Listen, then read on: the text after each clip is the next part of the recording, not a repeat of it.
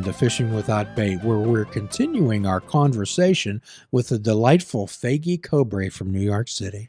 There's a concept called divergent thinking, Faigie, and there's a famous experiment. They gave a bunch of 5-year-olds a paper clip and a shoe and asked them to come up with as many different uses for those as they could. Well, genius level divergent thinking is coming up with over 200 uses.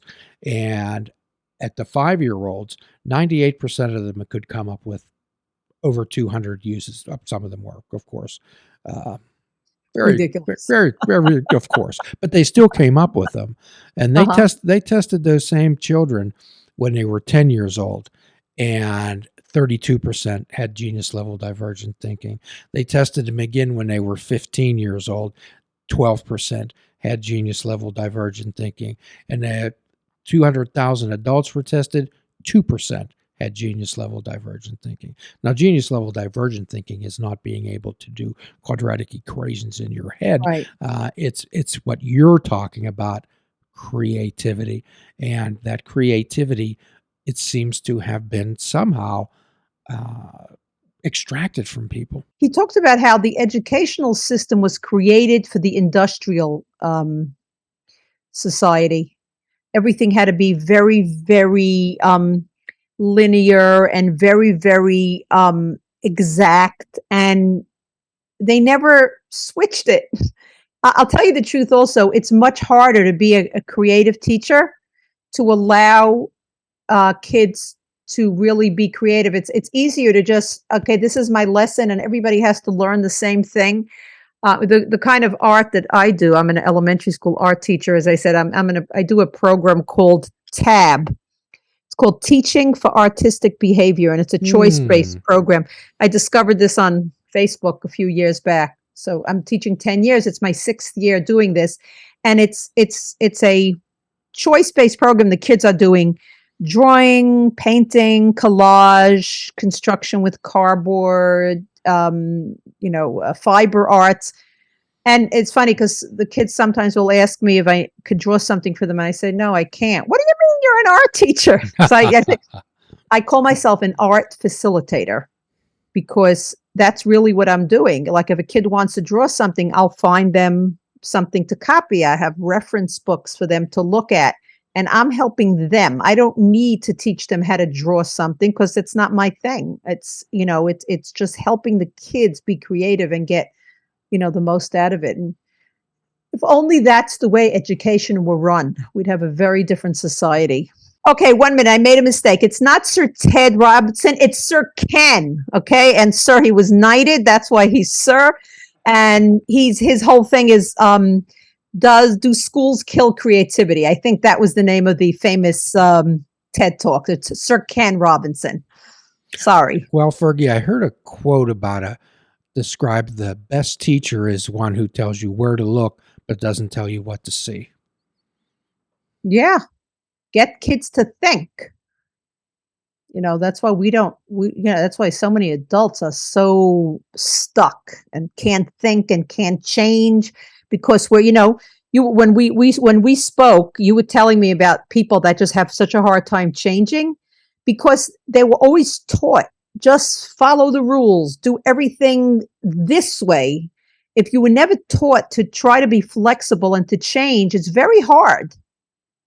So how did you deal with that disconnect between, you have a number of children, and you teaching your children and encouraging them to question things and be creative and have imagination, versus the school system that they were enrolled right. in? So it's funny because on one hand, I realized very early on that I'm not going to really have that much control. And I said to myself, Faigie, relax, do what you can at home. And just because you could get crazy. And I knew I can do it in my own classroom. I gave my kids a lot of art. My grandchildren, I have a whole basement full of art supplies. They love to come and do art with me. And I just did what And I was speaking to one of my daughters about, she was asking me, what, like, how do I make sure? I said, just, you have to just give them a lot at home. Grandparents can do that, fill in, and make them feel good about what they're doing. And there's just so much control you have. There's really not that much. There are these, like the graduate school that I went to, Bank Street, also has a school. It's like a lab sort of. So there's a graduate school, and then they have the school from 3-year-olds up to a like 14-year-olds or something. And you go and you see what you're learning about being played out in the school.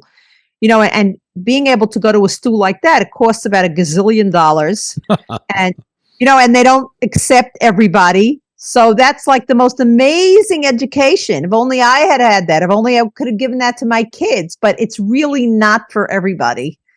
So unfortunately, we just have to do what we can on the outset. And what I'm doing with adults is I'm trying to get them, like this micro course that I have on my site. It's really trying to take people back to their childhood. There was a book years ago that I read by John Bradshaw, The Healing the Inner Child. Yes. Right? So this is like healing your inner creativity. When you're able to go back and do the stuff you weren't allowed to as a kid, it really heals. There was a It famous really book. helps. There was a famous book that Bradshaw wrote. It's called Healing the Shame That Binds You. Did he also write Healing the Inner Child? I'm mixing I'm it not up. familiar with that one, but I know Okay, he that's wrote a what I book thought. Yeah, about that. So right. how did you break out of the template form of education in your own Oh, life? well, I was a lousy student. They didn't know about ADHD when I was a kid. But the funny thing is nobody that in school would have ever said that I was I was the most likely to have an education. But I got my master's degree without having taken one test because it was all papers, and that I was able to do.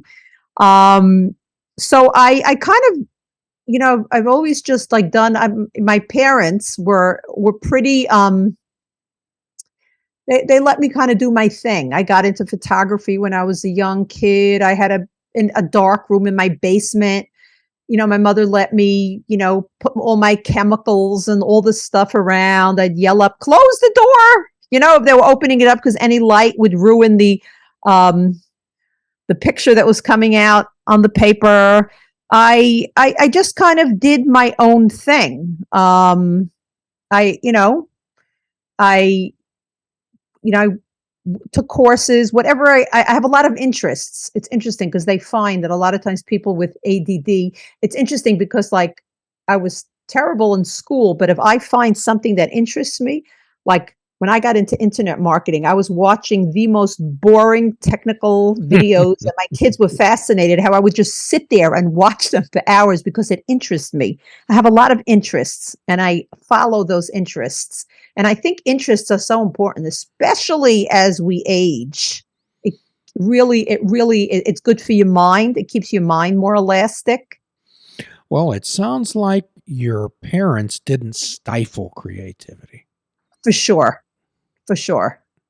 I mean, they didn't send me to, there wasn't so available at that time, like all kinds of classes and stuff. But whatever I was interested in, I remember even when I got interested in photography, I had a neighbor that wanted to sell me a camera, an expensive camera. So I went to a friend of my dad's who was into photography, and he said, that's not such a good camera. I have a really good camera I want you to buy. And this was $125. And that was like a fortune in those days.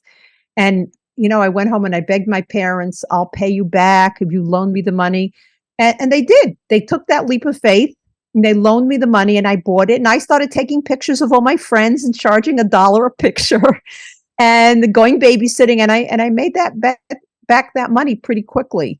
So they really did allow me my interests. Well, the society that we live in seems to have this negative connotation about failure. And failure just means you found something that didn't work. Right, like Edison, right? Yes, we talk about that frequently. I found 1,000 things that didn't work, sir. Right. There's a Uh, book by a fellow named John Maxwell. It's a self-improvement, a self-development book. It's called Failing Forward. ah, And I read it a very long time ago, but he talks about, how important it is to fail. well, we've always discussed that the only way you can fail is if you quit trying. Right. That's a different kind of failure, because people think they're not gonna try so they don't fail, and they don't realize it's just, think like Edison. It's just one way something doesn't work. Like even in art. Okay, you don't like that? Good. So paint over it. What's going to happen? It's back to that product, the product society. Exactly. We need something to look perfect. It needs to be a product. So when I was reading your blog over, you talked about this myth of perfectionism that holds people back. Right. Because I think it boils down to the fact that we need a product versus the process. So, you'll find very often, like online, when I was back in the early childhood art world, you have the crafts people who have hundreds of websites finding crafts for the holidays and different things. And then you have the process oriented people. And they're the ones who just give the kids the different materials and different activities to explore. And they're not inculcating them with the idea that things have to be perfect. Also standardized testing shows us that we need to get 100. That's perfect. And art is the same thing. You have all these paint nights. They're very popular, right? And what is it? Everybody sits in a room and you have one painting and the teacher does the same painting for everybody, but it has to look like something.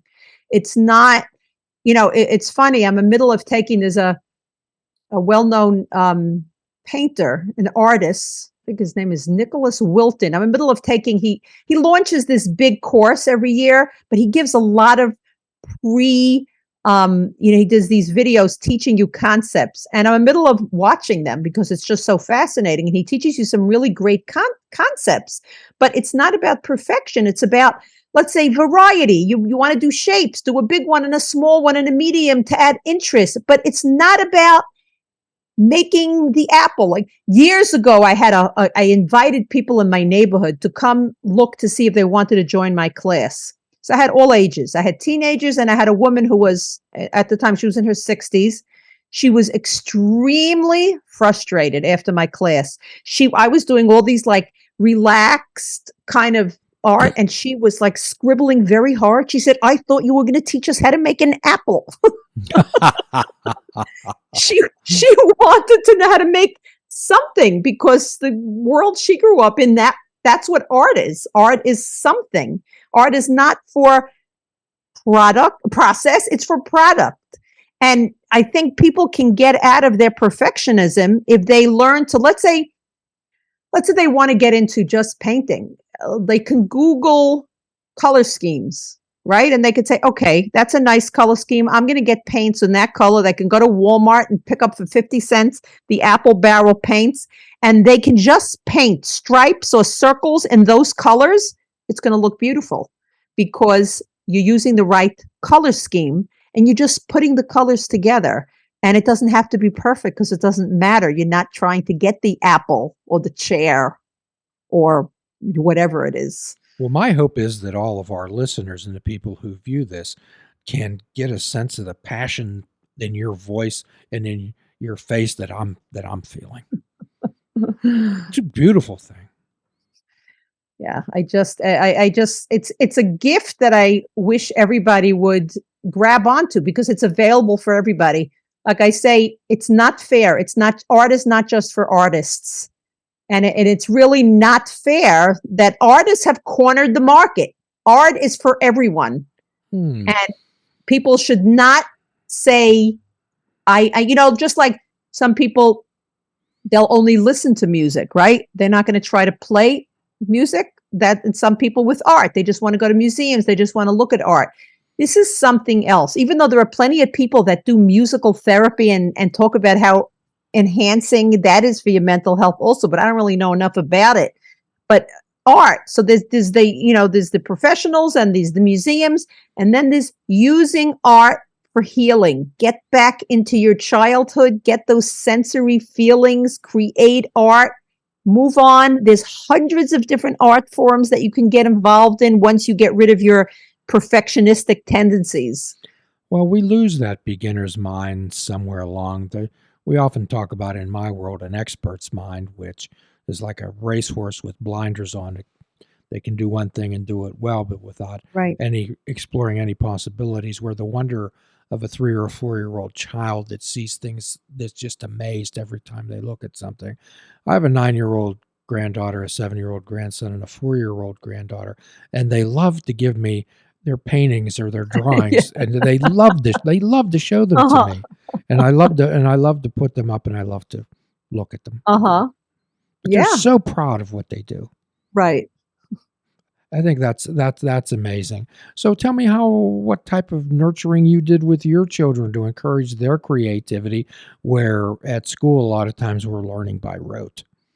So I really did a lot of the same things that I'm teaching in this micro course. There's these, okay, the alcohol inks is the newest, but there's acrylic paints just to I used to teach my kids how to mix colors and just to paint. I would buy rolls of shelving paper, and give them especially in the nice weather outdoors, and let them just paint. Then you have that's acrylic paint. You have watercolors. You could work with watercolors. In this micro course, I have little examples, little videos showing you how to get started. And then there's doodling. Doodling could be done with crayons, with markers, with so many. That's you go to the art supply stores. There's like hundreds and hundreds of different types of markers and pens. And then collage.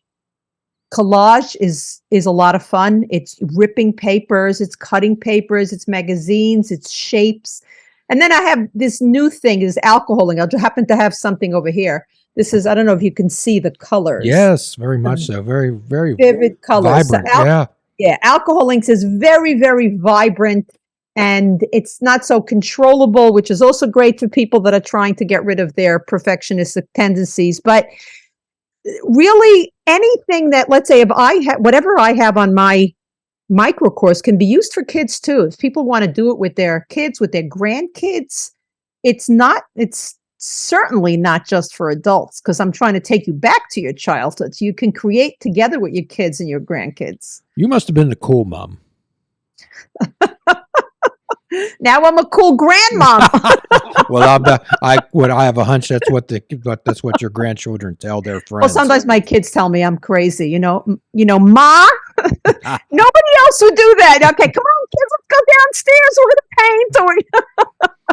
That must have been exciting, and I'm sure that's part of the allure and attraction that your husband saw in you. This vibrant, vivacious woman who was full of life and spirit. Thank you. Well, that's obvious. It's comes right through the waves to us. Absolutely, well, you're just absolutely delightful. So, Thank you. And I sincerely mean that. So, when someone says, "Wow, this stuff sounds really great," what do I do next? So, aside from going to my course, my micro course, creativityreignited.com, and just sign up for my micro course, you'll get a page. You'll be on my list. You'll get a page that has the videos. You could get started that way. If you don't want that, you just have to, you can Google expressive art. You can just go out and buy some paintbrushes and some watercolors or some acrylic paint. But it probably is a good idea to start by getting this micro course of mine, because I just show you what the materials are for you to start. And you could get a book. What I strongly suggest is to get like an art journal. This is one of my art journals. It's they're the Canson. You could get them in different sizes. I usually use the 9x12s. This is a smaller one. And that way, when you have your book, you're not having canvases floating around that you don't know what to do with. It dries, you close it, Nobody has to see it. You don't have to feel uncomfortable. You don't like it. You just paint or color over on top of it. You could take it with you anywhere, and it's really it's a great thing. It's very contained. So I strongly suggest, people that want to get into this, do it with it's called a mixed media art journal because it has thicker papers, and it can take some of the heavier materials like paint, not just markers. And that's a great way to get started. Get yourself a Canson mixed media book, and if you really don't like something in there, you can rip it out. That's beautiful. So a lot of times people have a failure to launch type of attitude. And I often tell them, they say, well, I can't start this paper. I say, well, if you just put your fingers down on a keyboard and start moving your fingers, you've started. So how do you have somebody that says, well, I don't know how to draw, I can't do it? How do you just have them, give them some freedom to, or suggest that they have the freedom just to put their hands on something and make it move? Well, first of all, people should know that fear of the blank page is very universal, and it's not just with people who can't draw. It's lots of artists have it also. And so I would suggest, after you buy this book, just buy 3 primary colors, red, yellow, and blue, and start painting shapes. Just start painting. Make stripes, make shapes, 1 page of circles, 1 page of squares, 1 page of rectangles, 1 page of stripes. Just get yourself into the feeling. Here, I have a brush here. There's nothing like just dipping that brush into the paint and moving it on the paper. Try it. It's really a very low barrier entry. It's not expensive. The book isn't expensive. The paints aren't expensive. You get some Crayola paintbrushes, or else you could start with doodling. Just start with some doodling activities. In this micro course, I actually have a sheet. Sometimes if I'll start doodling, I'll make shapes and I want to doodle inside. I say, what shape should I put in there? So I have a sheet with 30 different doodles that you can download. It's part of the micro course. And then you could just make shapes and start doodling in there. I think if somebody is interested enough, this is easy enough to it's relaxing. It is really relaxing. If you're stressed, you had a hard day, you had a difficult phone call with someone, take out your book, take out your paints or your markers, and just draw, just paint. You will see a major difference. This sounds like something that could be adapted and introduced into many settings. I'm thinking, of course, of early elementary schools. I'm thinking of people in nursing homes. I think would be fascinated, and so they could participate in something. Right. And this may be a little off, but I'm thinking prisons. Oh, yes, art therapy. Art therapy is used in prisons. It's used in nursing homes. It's used with people that went through trauma. Now, in order to be an art therapist, you have to have training in art and in therapy. Yes. So it can't be so, like, sometimes I'll say I use art as therapy, but it's as a therapeutic thing, but it's not art therapy because that's a whole different ball game. But it's definitely, it's an amazing medium to get people to open up and to put out the trauma and what they've been through, onto paper. So, definitely. I know a woman who used to be an art therapist. She used to work in prisons. Ah, okay. So I'm really fascinated by what you have to do. And normally what we do, Faigie, is maybe 6, 8, 9 months from now, maybe even next year at this time, we like to revisit our friends on this show and find out where they're at and how their journey's been going. Okay. We always enjoy that. And if we ever get to New York City, perhaps we might stop and say hello. And that's that's a warning. Okay. But I consider myself warned. The producer of the show, Mike, and I occasionally would like to make some road trips. Okay. Let me know to see where we're at. So, and once again, should a person be interested in contacting your website or finding out more information, could you let us know how you do that? And we'll certainly post your links and information on the show. Right. So my website is creativityreignited.com. If anybody wants to email me, I'm Faigie, Faigie, at creativityreignited.com. I am on social media. I haven't been there lately because it was in my alcohol link era. So I might get back to that, but it's at Creative Alcohol Linking on both Instagram and Facebook. I just haven't been there much lately. Okay. Very, very, very nice. Well, Faigie, as we promised before, at the end of every program, we offer a free prescription, fruits, nuts, and vegetables, and unplug your television and take up fishing. And for a truly mindful experience, we suggest that you fish without bait and do a kindness for yourself and do a kindness for another. Forgive yourself and forgive another.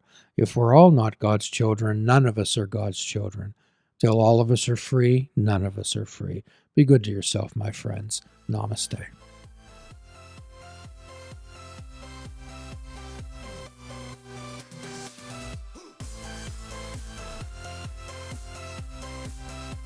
If you're interested in flying the colors of fishing without bait, click the shop icon on our website. We have clothing, mugs, cell phone cases, and so much more. Show the world that you fish without bait.